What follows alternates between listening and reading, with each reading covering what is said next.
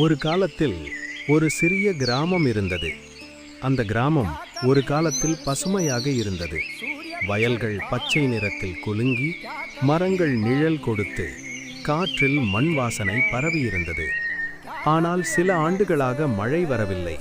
நிலம் பிளந்து, மரங்கள் வாடி, வெயில் எரிந்து கொண்டே இருந்தது. கிராமத்தின் எல்லையில் ஒரு பழைய மரம் மட்டும் தனியாக நின்றது.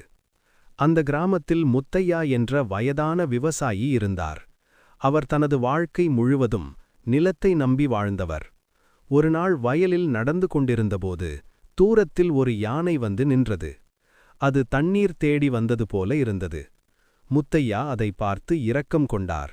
அருகிலிருந்த சிறிய குளத்திலிருந்த கடைசி தண்ணீரை யானைக்கு குடிக்க வைத்தார். அந்த நாள் முதல் யானை தினமும் அந்த வயலுக்கு வந்து முத்தையாவை பார்த்துச் செல்வது வழக்கமாகியது. ஒரு நாள் முத்தையா தனது வயலில் ஒரு சிறிய விதையை விதைத்தார். மழை வருமா தெரியவில்லை, ஆனாலும் நம்பிக்கை இருக்க வேண்டும். சில நாட்களில் ஆச்சரியமாக ஒரு சிறிய கொடி முளைத்தது. அது வளர்ந்து வெள்ளரிக்காய் செடியானது. மழை இல்லாவிட்டாலும் முத்தையா தினமும் தண்ணீர் ஊற்றி அதை வளர்த்தார்.